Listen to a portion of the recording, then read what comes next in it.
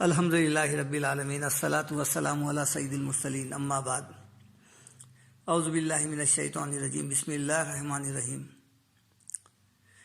فاذا نفخ فی الصور فلا انساب بینہم یومئذ ولا یتساءلون۔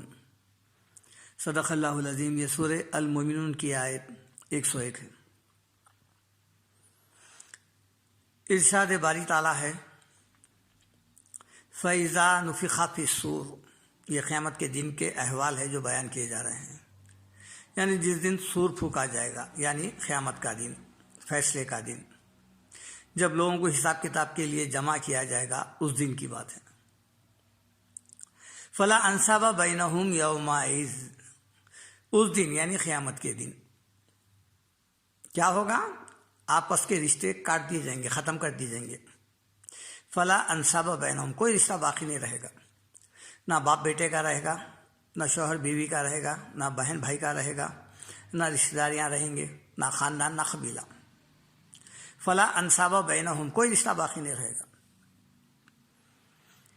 یومئذ ولا یتساءلون، اور نہ اس دن ایک دوسرے کو کوئی پوچھے، کوئی پرسان حال نہیں رہے گا، کوئی کسی کو نہیں پوچھے گا، کسی کی خیریت دریافت نہیں کرے گا، کسی کا حال دریافت نہیں کرے گا، یہ نہیں پوچھے گا کہ وہ کیا مصیبت میں ہے، اس کے ساتھ کیا معاملہ ہونے والا ہے، کیا ہے، یہ نہیں پوچھے گا۔ یہ جبکہ وہ ایک دوسرے کو دیکھیں گے۔ سورہ معارج آیت نمبر 11 تا 14، ان آیتوں میں بتایا جا رہا ہے کہ یبصرونہم، ایک دوسرے کو دیکھیں گے، وہ آپس میں ایک دوسرے کو آمنا سامنا ہوں گا، دیکھیں گے۔ یود المجرم، اس دن مجرم چاہے گا، کل قیامت کے دن جو مجرم بن کر آئے گا نا خدا کے پاس، اللہ کے پاس، وہ چاہے گا لو یفتدی من عذاب یومئذ ببنیہ، اس دن مجرم چاہے گا کہ اپنی اولاد کو فدیے میں دے کر وہ عذاب جہنم سے بچ جائے۔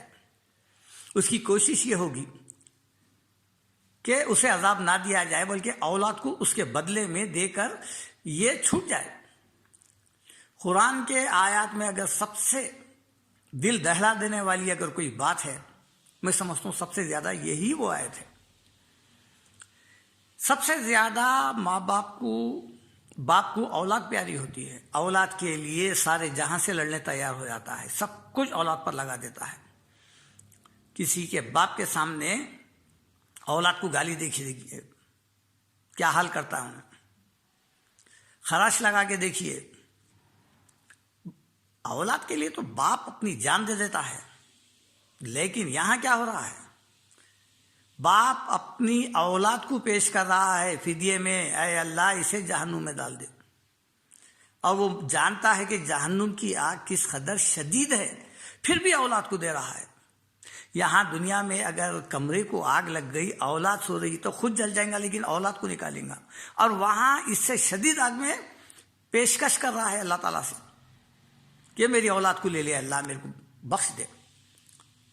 جب یہ نہیں ہوگا تو کیا ہوگا؟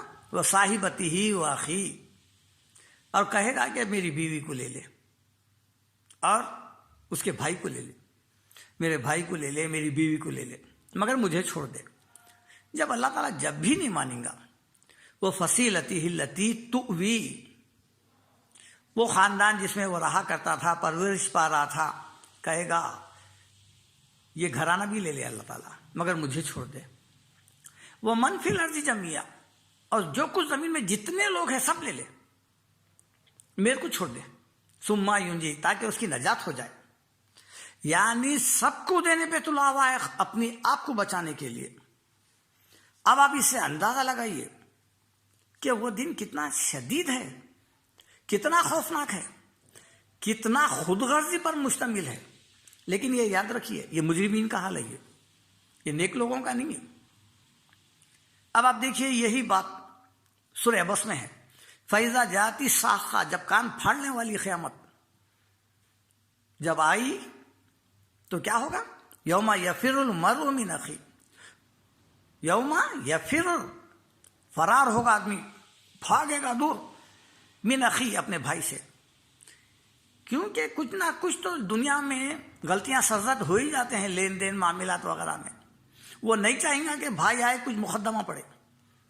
وہ امی ہی وہ ابھی ماں باپ کے ذریعے سے بھی پرورش میں وغیرہ حکم دولی ہو گئی یا کچھ نہ کچھ ہو ہی جاتے ہیں غلطیاں. وہ چاہے گا کہ ماں باپ سے بھی دور بھاگے، نہ ماں دکھنا نہ باپ دکھنا. ہو سکتا ہے کچھ مطالبہ کر دے. وہ صاحبتی ہی اور اس کی بیوی، وہ بنی اور اس کی اولاد، ان سب سے بھاگے گا. بچتے پھریں گا، منہ چھپاتے پھریں گا. لِكُلِّ امْرِئٍ مِّنْهُمْ يَوْمَئِذٍ شَأْنٌ يُغْنِي. ہر انسان کی اس دن ایک ہی فکر ہوگی، بس اپنی ہی، اپنے معاملے میں سوچیں گا. وہ کسی غیر کے معاملے میں نہیں. ساری فکر یہی رہے گی عذاب سے بچ جائے، اللہ معاف کر دے اور اس کے بدلے میں ساری انسانیت کو جھونک دے. یہ وہ دن آنے والا ہے جب خونی رشتے، ناطے، خاندان، برادریاں سب داؤ پہ لگ جائیں گے. اور اس بات کا ذکر سورہ لقمان، یا ایھا الناس اتقوا ربکم، اے انسانوں اللہ سے ڈرو، اس دن سے ڈرو جس دن فیصلے کا دن آنے والا ہے، انصاف کا دن آنے والا ہے. کیا ہوگا؟ وَاخْشَوْا يَوْمًا لَا يَجْزِي وَالِدٌ عَنْ وَلَدِهِ. اس دن سے ڈرو جبکہ کوئی والد اپنے بیٹے کے کچھ کام نہیں آئے گا. وَلَا مَوْلُودٌ هُوَ جَازٍ عَنْ وَالِدِهِ شَيْئًا. اور بیٹا بھی اپنے باپ کے کام نہیں آئے گا. یہ دنیا ہے، دنیا میں ایک دوسرے کے کام آتے ہیں. بیٹا باپ کے لیے دے سکتا ہے، خون دے سکتا ہے، جان دے سکتا ہے، مال دے سکتا ہے، باپ بھی دے سکتا ہے اولاد کے لیے. لیکن اللہ تعالیٰ کا ارشاد یہ ہے کہ اس دن سے ڈرو. نہ باپ بیٹے کے کام آئیں گا، نہ بیٹا باپ کے کام آئیں گا. یہ دو رشتوں کی کئی ہو رہی. اللہ تعالیٰ باپ بیٹے کا ذکر کیوں کریں؟ جب باپ اتنا قریب خونی رشتہ رکھ کے بیٹے کے کام میں نہیں آ رہا، تو جو لوگ ہم دوسروں کی امید پر بیٹھے ہوئے ہیں کہ انہوں آئیں گے بخشا دیں گے، وہ فلاں بزرگ آئیں گے، نہ خاندان کے، نہ رشتے دار کے، نہ کچھ نہ کیا، نہ دیکھے نہ وہ زمانہ انہوں ملے. ان سے امید لگا کے بیٹھے کہ انہوں بخشا دیں گے. آپ کے خاندان کے رشتے دار کے ہیں وہ بھی نہیں ہے. یہاں باپ نہیں آ رہا، باپ نہ بیٹا باپ کے کام آ رہا ہے. ان وعد اللہ حق. اللہ تعالیٰ کا ارشاد ہے کہ دیکھو یہ جو باتیں میں بتا رہا ہوں نا، یہ میرا وعدہ ہے، یہ اور یہ حق ہے. ایسا برابر ہونے والا ہے. ایسا کچھ یہ کوئی جھوٹی باتیں نہیں ہیں، یہ بلکہ یہ سچی باتیں ہیں. یہ بالکل بلا شبہ ہو کر رہے گی. ذرا سوچیے تو صحیح، آخر یہ باتیں کون کہہ رہا ہے؟ اللہ. اس لیے اللہ تعالیٰ کیا فرما رہے ہیں؟ ان اللہ، بے شک اللہ کا وعدہ، وعد الحق. ان وعد اللہ حق. یہ اللہ کا وعدہ ہے اور پورا ہو کر ہی رہے گا بلا شبہ. جتنے باتیں جو بھاگیں گے بیوی سے، بچوں سے، فدیے میں دیں گے اولاد کو، یہ تمام باتیں یہ اللہ کا وعدہ ہے. یہ بلا شبہ ایسا کچھ مجرم کرے گا برابر. جب کرنے کا اللہ تعالیٰ بتائے ہیں تو برابر کرے گا. فلا تغرنکم الحیات الدنیا. اب اتنا کچھ سمجھانے کے بعد، ایسے حالات، ایسی منظر کشی، ایسی آنے والے دن کی تصویر سامنے رکھنے کے بعد، ایسے احوال کھول کر بیان کرنے کے بعد، فلا تغرنکم الحیات الدنیا، تمہارے کو دنیا کی زندگی دھوکے میں نہ ڈال دے. مطلب تم دھوکہ نہیں کھانا کہ نجات کی ستارہ ہو جائیں گی. آخرت کا مسئلہ آخرت میں دیکھا جائے گا. کوئی نہ کوئی چاہیں گا، کوئی سبب نکل جائیں گا، ہم جنت میں چلے جائیں گے. نجات کا مسئلہ خود انسان اپنے پر نہیں رکھ کے دوسروں پر رکھ رہا ہے. کس قدر تعجب کی بات ہے. ڈوبتا انسان تیرنے جسے آتا ہے، اگر وہ اپنا تیرنا بن کر کے دوسروں پر رکھے تو ڈوب جائیں گا نہیں. یہ حال ہمارا آخرت کی نجات کا ہے. قرآن ہے، دیکھ رہے ہیں، حساب کا دن آنے والا ہے، سب جانتے ہیں. ایک دن قیامت قائم ہوں گی، سب معلوم ہے. اللہ اعمال تولے گا قیامت کے دن، سب جانتے ہیں، مگر پھر بھی بے خبر ہے. یہی آنکھیں کھولنے کے لیے اللہ تعالیٰ یہ منظر کشی کر رہا ہے کہ دیکھو قیامت کے دن ایسے ایسے مناظر ہونے والے ہیں. پھر کیا فرمایا؟ ولا یغرنکم باللہ الغرور. اور شیطان تم کو کسی قدر دھوکے میں نہ ڈال دے. وہ دھوکے باز، وہ دھوکہ دیتا. وہ دھوکہ یہی ہے کہ جو کچھ ہے دنیا میں ہے کر لو، دنیا بناؤ، آخرت میں آخر میں دیکھا جائیں گا. آخرت کی باتیں آخر میں دیکھا جائیں گا.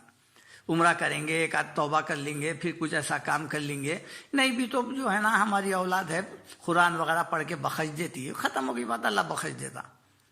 آخرت کے مسئلے کو بھلانے والا صرف شیطان ہو سکتا ہے۔ اللہ تعالیٰ کیا فرمائے؟ سورہ رات دیکھیے آپ، اللہ تعالیٰ فرماتے ہیں لِلَّذِينَ اسْتَجَابُوا لِرَبِّهِمُ الْحُسْنَىٰ۔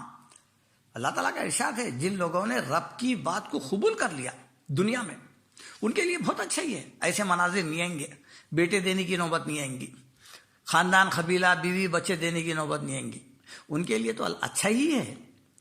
لِلَّذِينَ اسْتَجَابُوا، جنہوں نے اللہ کی دعوت کو، دین کو، احکام کو قبول کر لیے دنیا میں، لِرَبِّهِمُ الْحُسْنَىٰ، اپنے رب کی باتوں کو مان لیے، ان کے لیے اچھا ہی ہے، ہر قسم کی اچھائی ہے۔ وَالَّذِينَ لَمْ يَسْتَجِيبُوا لَهُ، اور جو لوگ نہیں مانے دنیا میں، آخرت کے مسئلے کو پینڈنگ میں ڈال دیے، لَوْ أَنَّ لَهُم مَّا فِي الْأَرْضِ جَمِيعًا، اگر ان کے پاس زمین بھر کے بھی جائیداد، سونا چاندی خزانے روپیہ ہوتے، زمین بھر کے بھی، وہ مِثْلَهُ وَمَعَهُ، پھر اور ایک زمین کے برابر بھی ہوتے، لَافْتَدَوْا بِهِ، اور وہ فدیے میں دے کے چھوٹنا چاہتے، أُولَٰئِكَ لَهُمْ سُوءُ الْعَذَابِ، اولئک لہم سوء الحساب، ایسے لوگوں کا بہت برا حساب لیا جائے گا، ان سے سختی سے حساب لیا جائے گا۔ وَمَأْوَاهُمْ جَهَنَّمُ وَبِئْسَ الْمِہَادُ، اور ان کا ٹھکانہ جہنم رہے گا، بہت برا ٹھکانہ رہے گا۔ کیا مطلب؟